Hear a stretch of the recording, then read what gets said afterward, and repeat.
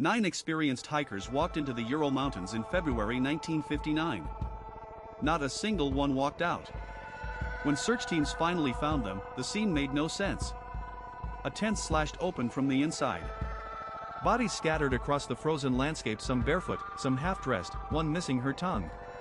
And to this day, 67 years later, nobody can fully explain what happened on that mountain. This is the Dyatlov Pass incident. Let me introduce you to these people, because they deserve more than being reduced to a mystery. They were real. Igor Dyatlov was 23 years old. Engineering student. The kind of guy who organized everything, the trip leader, the one everyone trusted to get them through. He'd done expeditions like this before.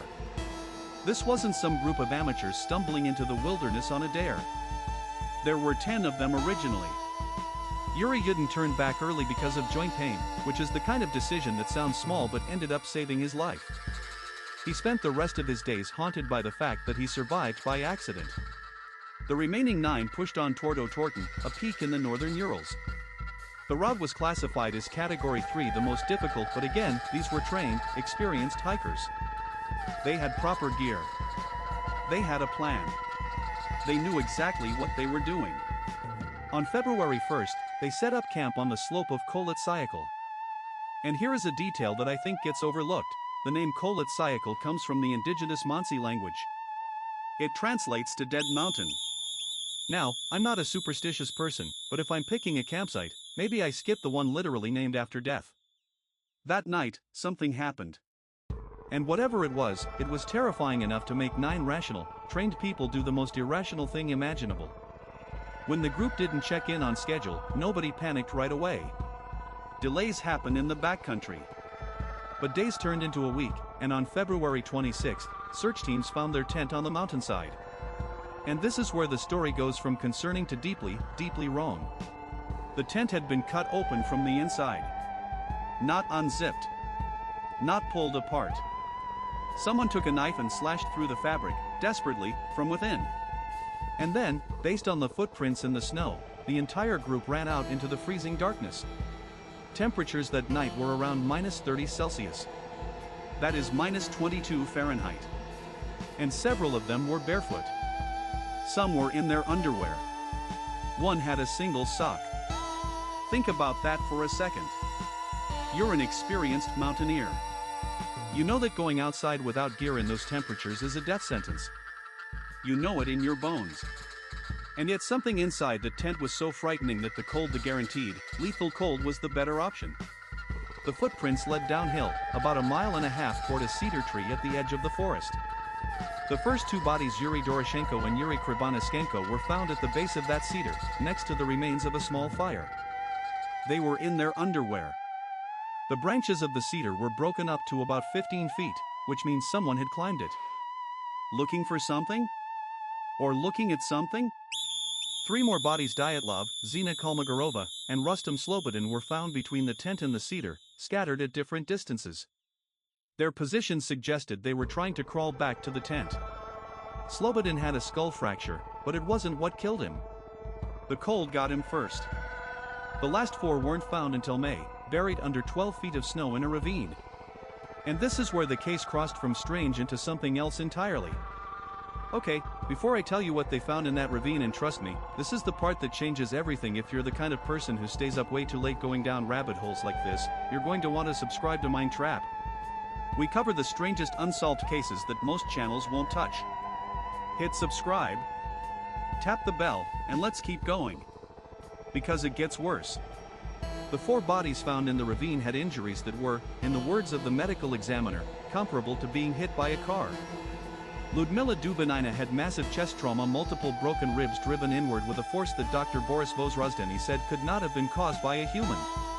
And she was missing her tongue, her eyes, and part of her lips. Nikolai Thibault-Brignol had a crushed skull. Alexander Kolevatov and Semyon Zolotaryov had similar severe chest injuries. These were not injuries from a fall. These were not injuries from a fight. The examiner specifically noted there were no external wounds consistent with the internal damage. The force came from something, but there were no bruises, no impact marks on the skin that matched. Now here is something most videos about this case skip over entirely. Some of the clothing found on the RAVINE group tested positive for radioactive contamination. Not extreme levels, but measurably above normal. 2 garments in particular showed beta radiation. The Soviet investigators noted it, documented it, and then basically moved on without explanation. And one more detail that tends to get buried. Several witnesses in nearby settlements, both Mansi indigenous people and other travelers, reported seeing strange orange spheres in the sky over the area during January and February of 1959. These reports were documented in the investigation file. The Soviet military acknowledged them. They were never explained. So, what happened? Let me walk you through the major theories, including a couple that most people have never heard. The avalanche theory. This is the one the Russian government officially endorsed in 2020 when they reopened and reclosed the case. The idea is that a small slab avalanche hit the tent, causing the chest injuries, and the group panicked and fled. It is tidy. It is plausible on the surface. But it has serious problems. The slope angle where they camped was not steep enough for a typical slab avalanche. Their footprints leading away were orderly, not the chaotic scramble you'd expect from people just hit by a wall of snow. The tent was damaged but not buried or swept away. And it does not explain the radioactivity. It does not explain the missing soft tissue. It does not explain the lights in the sky. Infrasound. This one is genuinely interesting.